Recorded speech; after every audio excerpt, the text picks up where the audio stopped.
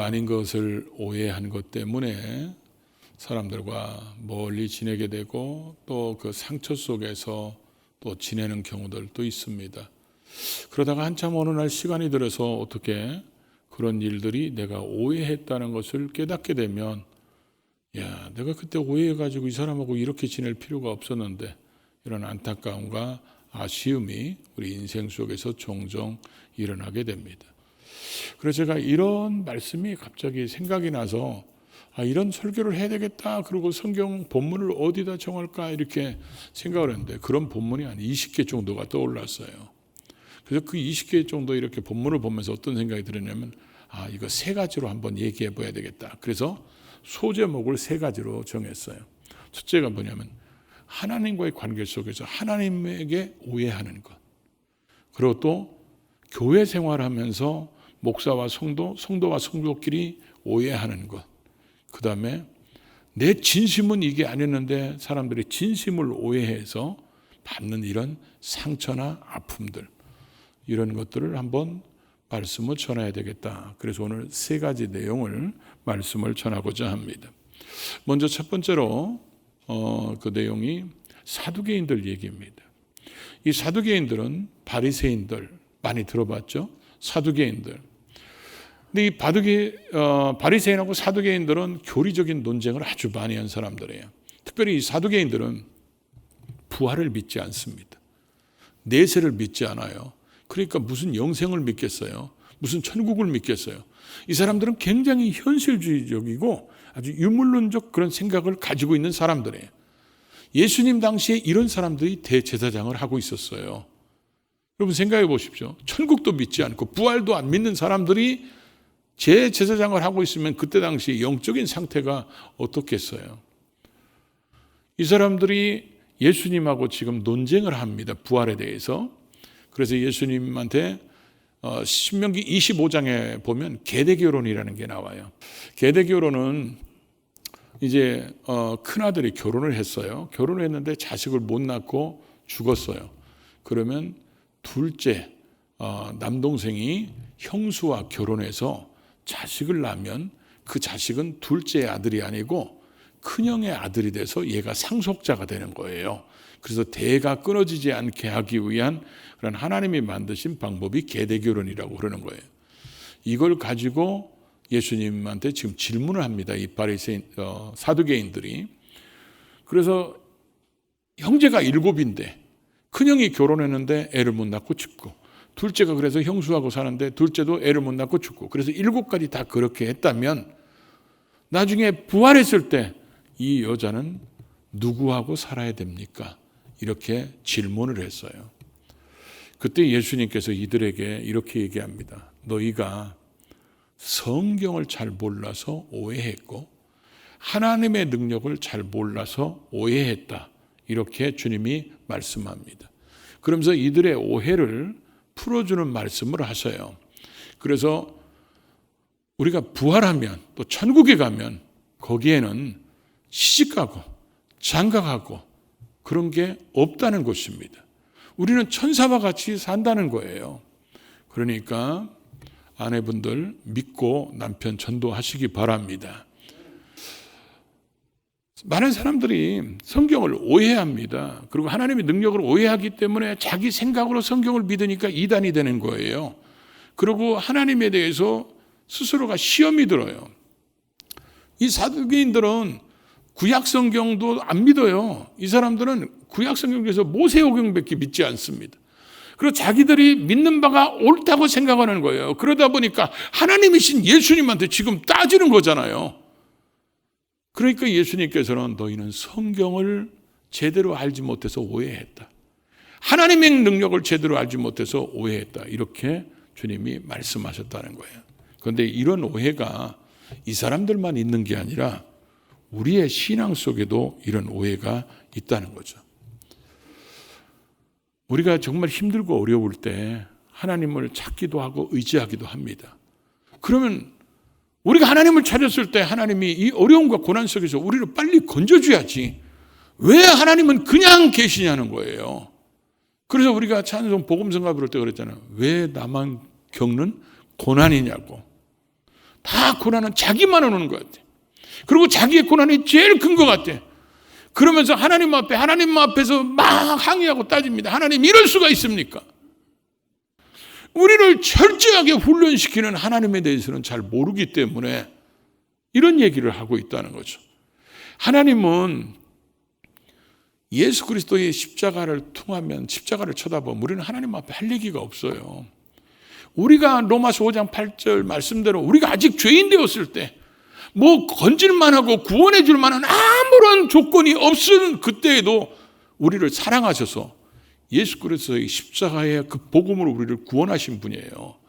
그런 하나님이 우리를 구원받아 끝장 천국으로 가는 게 아니라 이 땅에 하나님 영광을 위해서 쓰시려고 우리를 부르셨기 때문에 이 땅에서 하나님이 쓰실 수 있는 그릇, 쓰실 수 있는 하나님의 사람이 되도록 훈련시키시는 하나님이에요.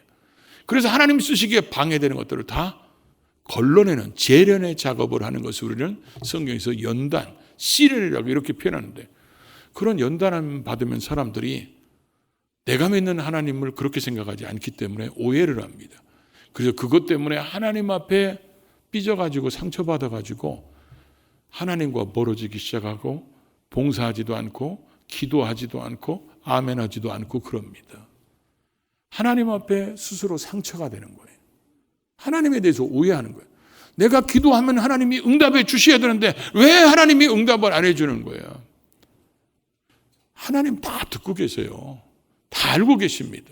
다 보고 계세요. 근데 어떤 때 응답해 주고 어떻게 우리에게 해주는 것이 우리보다 우리를 더 잘 아시는 하나님이 하나님의 때에 맞춰서 하나님께서 일하시는데 우리는 대부분 우리의 생각을 가지고 그걸 해보려니까, 이게 사두개인들의 생각이었어요. 자기의 생각 범위 속에 하나님을 넣고 하나님은 그 이상을 하실 수 없는 하나님처럼 생각하는 거예요. 우리의 생각 속에 하나님을 가둬버리는 거예요. 그러다 보니까 우리의 생각대로 안 되면 하나님 앞에서 하나님을 오해해가지고 신앙의 상처 속에 살아가서 교회를 멀리하고 하나님을 멀리하는 그런 모습이 우리 속에 있을 수 있다는 거죠. 그래서 우리는 언제나 하나님 앞에서 이렇게 오해하지 않도록, 하나님은 우리에게 모든 일이 합력하여 선을 이루시는 하나님이기 때문에 왜 하나님이 그렇게 하셨는지 그 하나님의 본심을 알으면 우리는 감격할 수밖에 없어요. 그 본심을 알도록 하나님 앞에 자꾸 엎드리고 하나님 앞에 더 의지하고 매달리면 하나님의 본심을 헤아리는 시간이 와요. 그럼 그때 가서 우리는 그렇게 얘기합니다. 내가 정말 어리석었구나. 우리가 얼마나 어리석은지를 하나님의 마음을 모르면요, 잘 이해를 못합니다. 그러나 하나님의 마음을 헤아리면 내가 그때 구했을 때 하나님이 주셨다면 어떤 일이 벌어졌겠어요? 여러분, 하나님 앞에 혹시 여러분이 기도가 멀어지거나 예배가 멀어지거나 교회가 멀어지는 것은 하나님 앞에 내 생각대로 안 된 것 때문에 오해해서 그럴 수도 있거든요. 그런 문제가 풀어져야 행복한 신앙생활이 될 수 있어요. 하나님 앞에서 그런 오해가 다 풀어지는 그런 여러분 될 수 있기를 바랍니다. 두 번째는 이스라엘 백성들이 여리고 요단강을 중심으로 해서 동편을 점령하고 요단강을 건너서 서편을 점령해가면서 여리고성을 무너뜨리고 파죽지세로 몰고 오니까 이 기브온 사람들이 생각하기를 우리가 싸워서 이길 수 있는 상대는 아닌 것 같다. 그러니까 우리가 생존을 위해서는 계략을 꾸미자. 그래서 이 사람들이 여호수아서 9장에 보면 계략을 꾸밉니다. 그래서 이 사람들에게 멀리 온 것처럼 위장하기 위해서 떡을 전부 다 탁 나가지고 말라버린 곰팡이 있는 이런 떡을 가져오고 포도주 부대도 다 낡아가지고 허른 거 이런 걸 가져오고, 그 다음에 사신들이 옷도 다 떨어진 거, 신발도 다 떨어진 거 입고 와가지고 우리는 당신들이 이 하나님께서 당신들이 섬기는 신이 이 가나안 땅을 준 것을 우리는 믿는다, 안다. 근데 우리는 멀리서 이렇게 왔으니까 우리는 당신들의 종이 될 테니까 우리와 화친을 맺자. 근데 이스라엘 백성들이 화친을 맺는 것은 여호와 이름으로 맹세하고 맺기 때문에 이들은 그냥 자기들이 맺어서는 안 되는데 하나님이 가나안 족속들을 다 멸하라고 그랬는데 하나님의 명령을 어겨버리는 화친 조약을 맺습니다. 그래서 성경이 그들의 이 조약이 얼마나 잘못됐나 그걸 가르쳐주기 위해서 한 가지 기록한 말씀이 있죠. 그게 뭐예요? 여호와께 묻지 아니하고. 자기들이 그들의 겉모습을 보니까 완전히 멀리서 온 사람이에요. 떡을 보거나 그들이 가지고 온 포도주 부대를 보거나 신발을 보거나 옷을 보면 멀리서 온 사람들처럼 그렇게 보이는 그 사람들 당연하게 멀리서 와서 화친하자고 그러니까 그러지? 이렇게 기도하지 않고 결정한 것 때문에 이들은 하나님의 명령을 어기게 됩니다. 나중에 이들이 3일 길, 사흘 길을 가보니까 거기 사는 기브온 족속이에요. 그때는 이미 여호와의 이름으로 맹세를 했기 때문에 죽일 수가 없었다는 거죠. 겉만 보고 판단했다가 이들이 실수한 거예요. 그러니까 우리가 어떤 일들의 겉만 보고 판단해서 사기 맞고 그러거든요. 우리 하나님의 사람들은 반드시 겉만 보고 평가하지 말고 거기서도 겉만 보고 평가하는 것이 딱 이 사람이다. 이렇게 하더라도 기도가 앞서야 된다는 거죠. 사무엘 같은 위대한 선지자도요. 사울왕을 버리고 이세 아들들 가운데 왕을 세운다고 그랬을 때 가서 이세 아들들 다 모이라고 그러니까 큰아들 딱 보자 이 사람이구나 이렇게 생각했어요. 겉만 보니까 완전히 왕감이에요. 그런데 하나님이 아니라는 거예요. 그럼 둘째인가? 둘째도 아니에요. 다 했는데 아니라고 그래서 또 있냐? 그랬더니 막내 있다고 그래서 막내 데려오니까 왕감이 아닌 것 같아. 왜냐하면 다윗은 조그만 해가지고 어쩌면 꽃미남처럼 생겼으니까. 근데 하나님께서 이 사람에게 기름 부으라고 그럽니다. 사무엘도 그런 선지자들도 겉만 보고 평가를 하려고 그랬어요. 그만큼 사람들은 겉만 보고 평가를 하는 습관이 우리 속에 있다는 거죠. 한나 얘기를 해볼까요? 하나님께서는 이 사무엘을 보내서 이스라엘 백성들이 가나안 땅을 완전히 정복하고 이스라엘 백성들 역사의 가장 번성기를 만드는 그런 토대를 만든 영성 있는 하나님의 사람을 보내려고 하는데 누구의 집에 보낼까? 하나님께서 선택한 사람이 한나였는데 내가 여호와 앞에서 기도에 쉬는 죄를 결단코 범치 않겠다.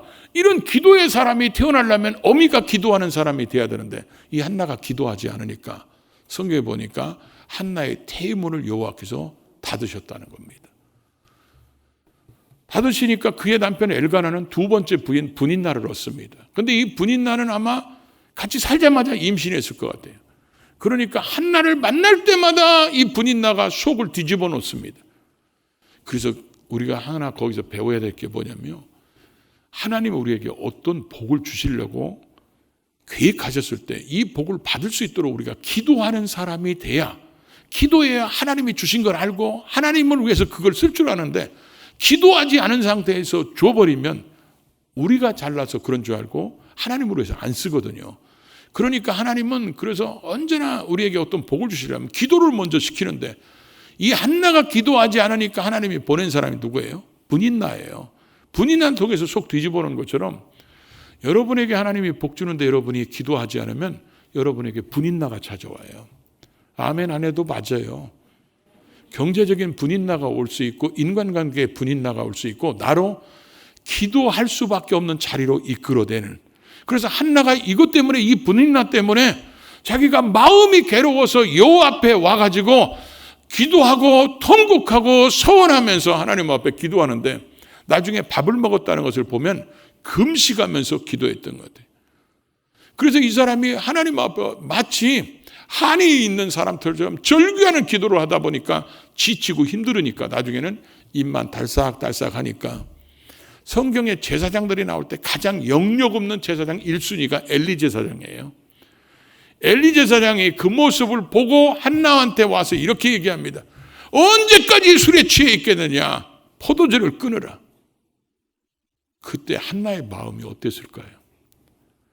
제사장이라는 사람이 와가지고 헌다는 소리가 통곡하며 기도하다가 지쳐있는 사람한테 언제까지 술 취해 있겠느냐? 포도주 끊으라고 그랬을 때 한나가 거기서 삐져가지고 흥! 하고 그냥 갔어 봐. 그럼 한나는 인생을 불행하게 살았을 거예요. 한나는 거기에서 엘리 제사장한테 오해를 이해할 수 있도록 자기의 처지를 설명을 합니다. 나는 포도주나 독주에 취한 여자가 아니고 마음의 원통함과 격동됨이 많아서 하나님 앞에 기도한 것이라고 이렇게 얘기하니까 엘리 제사장이 자기가 오해한 거잖아요. 그러니까 딸아, 평안히 가라. 네가 구한 것에 하나님이 복 주시기를 원하노라. 그렇게 얘기하니까 이 한나가 그 얘기를 듣고 집에 가서 밥을 먹고 다시는 근심의 빛이 없었다고 그랬습니다. 만약에 여러분들이 정말 힘들어서 교회에 와가지고 막 눈물을 흘리면서 기도하는데 제가 와가지고 언제까지 술 취해 있겠냐, 포도주를 끊어라, 그럼 여러분 어떻게 했겠어요? 교회 안 나오죠. 내가 이런 교회를 다녀? 아니 저게 어떻게 목사야? 내가 그런 얘기를 않는 걸 보면 엘리 제사장보다는 약간 영역 있는 것 같아요. 그러잖아요. 만약에 근데 제가 그런 식으로 얘기했다고 그랬을 때 그 오해를 풀지 않으면 어떤 일이 벌어질까요? 제가 아마 이 설교를 하게 된 것이 그 어떤 분이 저한테 전화해서 했던 것들 때문에 아마 더 하도록 하나님이 감동 주셨던 것 같아요. 우리 교회 아주 오래 다니신 분인데 전화 왔어요. 어느 날 전화하면서 뭐라 그래요? 목사님, 제가 목사님하고 아무 문제가 없는데 어떤 때 문득문득 뭐가 하나씩 딱 올라서 걸려요. 근데 그 걸리는 내용이 뭐냐면 내가 자기한테 한 얘기인데 직접 들은 게 아니라 전에서 들은 얘기라는 거예요. 그래갖고 그 전에서 이 한 얘기를 하면서 나는 목사님이 저한테 그렇게 하실 분이라고 믿지는 않지만 그래도 내가 힘들고 어려울 때는 그게 툭툭 튀어나옵니다. 마치 쓴뿌리처럼. 그 얘기를 듣고 내가 집사님에 대해서 지금까지 한 번도 그렇게 생각해 본 적이 없다, 이렇게 얘기하니까 그분이 목사님 됐어요. 제 마음이 시원해집니다. 여러분이 혹시 그런 분 있으면 오늘 카톡으로 보내시기 바랍니다. 왜냐하면 여러분들이 목사가 하는 것에 어떤 오해가 쌓이면요, 교회 오고 싶은 마음이 생기겠습니까? 목사님이 설교하는데 그게 은혜가 되겠어요? 안 됩니다. 또 목장에서 목자하고 목원하고 이런 오해가 쌓이거나 교회 와서 성도와 성도끼리 이런 오해가 쌓이면요, 교회 생활이 불행해지는 거예요. 이게 불행해지면 다 내려놓고 싶은 거예요. 그 기도하는 것도 식어지고 교회 예배 참석하는 것도 헌신하는 것도 다 내려놓고 다 싫어지는 거예요. 그런 것들을 우리가 풀어야 행복한 교회 생활이 될 수 있어요. 그래서 그런 것들이 있으면 풀어야 되는 거예요. 그래서 이 한나는 오해한 엘리 제사장한테 설명해서 이해하게 만들으니까 축복기도가 나오고 그 축복기도대로 결국 태어난 게 사무엘이잖아요. 그래서 여러분 신앙생활 속에서 만나는 사람들과 관계 속에서 오해가 있으면 이런 모습을 통해서 우리가 풀어야 된다는 것을 알 수 있죠. 또 하나 이제 세 번째로 이것도 이제 그 정복전쟁 때 있었던 것이 오늘 본문에 있는 내용입니다. 이 요단강을 중심으로 해서 이 이스라엘 백성들이 정복합니다. 정복하는데 이 정복한 땅을 두 지파 반에게 나눠줘요. 루벤 지파, 갓 지파, 므낫세한테는 절반만 주고 요단 건너서 서편에 절반을 또 줍니다. 그래서 므낫세 반 지파 이렇게 얘기하는 거예요. 이 두 지파 반은 자기들이 이 땅을 먼저 차지했기 때문에 분배를 받았어요. 그러니까 자기 처자식이나 자기들이 있는 재산들, 짐승들 다 여기다 놓고 자기들은 여기서 살아야 되는데 이스라엘 백성들이 지금 같이 싸워서 이 땅을 차지한 거잖아요. 그러니까 이 사람들은 지금 요단강을 건너서 서편의 정복전쟁을 해서 이 땅을 차지해야 되니까 다 놔두고 싸울 수 있는 사람들은 요단강을 건너서 정복전쟁에 동참합니다. 그래서 이 사람들이 정복전쟁이 대략 한 7년 가까이 걸려요. 그래서 정복전쟁을 어느 정도 마무리했을 때 이들이 이제 얻은 많은 전리품을 가지고 이제 요단강을 건너서 돌아오게 되는데 이 사람들에게 고민이 하나 생겼어요. 그 고민이 뭐냐면 이 요단강 때문에 지금 하나님의 성막은 실로에 있고 요단강 서편에 있는 거예요. 그리고 여기는 두 지파 반밖에 안 되니까 나중에 이 요단강 때문에 요단강의 동서 나눠져 가지고 여기만 하나님의 백성, 여기만 우리 동족, 이렇게 하는 일이 우리 후대에 벌어지지 않을까. 그래서 우리는 이 요단강에 있지만 동이나 서나 다 한 이스라엘 백성들이고 한 하나님을 섬기는데, 우리가 여기 이거를 잊지 않도록 우리 후손들을 가르치기 위해서 상징적인 제단을 하나 만들어야 되겠다. 당시에 제단을 쌓으면 둘 중에 하나였어요. 제단을 쌓는다. 그것은 신한테 제물을 드리기 위해서 제단을 쌓거나, 아니면 너희 나라와 우리 나라, 아니면 너와 내가 어떤 약속한 것을 잊지 않기 위해서 제단을 쌓는데, 이들이 제단을 얼마나 크게 쌓는지 이 르벤 지파가 볼 수 있고 갓 지파도 볼 수 있고 므낫세 반 지파도 볼 수 있는 굉장히 큰 제단을 쌓는데, 이 제단이 아마 성막에 있는 번제단의 모양으로 쌌을 거예요, 이들이. 그래서 이제 자기 후손들이 저게 뭐예요? 이렇게 물어보면 저 제단이 우리가 이 요단 서편에 가면, 실로에 가면 하나님의 법궤가 들어있는 성막이 있는데, 거기 성막에 번제단이 저렇게 생겼단다. 그래서 요단 동편에 있는 우리나 요단 서편에 있는 사람들은 다 하나님의 백성들이고, 이쪽이나 저쪽이나 다 우리는 하나님만 섬긴다. 이거를 자기들 다음 세대에 알리기 위해서 그걸 짓습니다. 쌓아요. 그런데 요단 서편에 있는 10지파 반 사람들은 그들이 큰 제단을 만들었다는 얘기를 듣고, 아니 우리가 애굽에서 나올 때도 금송아지 만들어갖고 몇 명이 죽었는데, 지금 이 여리고 정복하는데도 아간이 금을 훔친 거, 이런 것들 때문에 또 우리는 아이성에서 또 패배도 했는데, 가나안 땅에 들어와서 저것들 때문에 또 우상 숭배해가지고 우리가 하나님 앞에 징벌 맞는 게 아니냐, 이것 때문에 우리 다 같이 싸우러 가자, 이렇게 10지파 반이 싸우러 가자고 그럴 때, 오늘날 말로 바꾸면 진상조사위원회가 구성이 돼요. 그래가지고 그 책임자가 누구냐면 비느하스가 책임자가 되고, 각 지파에서 천부장 이상의 한 명씩 해가지고 10명이 여기 와서 조사를 해서 얘기를 들어보니까, 2차 저차 얘기를 들어보니까 의도가 너무 좋은 거예요. 그래서 이들이 다시 10지파 반한테 가가지고 이걸 설명을 해주니까, 싸우러 가자 이렇게 오해했던 사람들이 이 오해가 풀어져서 이해가 되니까, 그것 때문에 이 사람들이 분노했던 그 사람들이 즐거움을 얻게 되고, 이것 때문에 다시는 저쪽에 있는 사람들과 싸우러 가자 이렇게 하는 사람이 없었다고 성경에 기록한 것이 오늘 본문의 내용입니다. 지금 이쪽에 요단 동편에 있는 두 지파 반 사람들의 그 마음을 알았다면 이렇게 얘기하지 않았겠죠.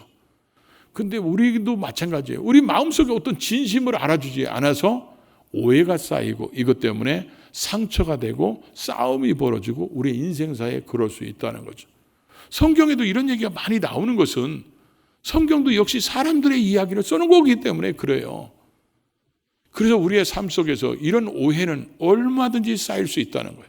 하나님과의 관계 속에서도, 또 교회에서 신앙생활하는 속에서도, 사람과의 관계 속에서도 이런 오해를 풀지 않으면, 오해가 이해되지 않으면 인생이 불행해지는 거예요.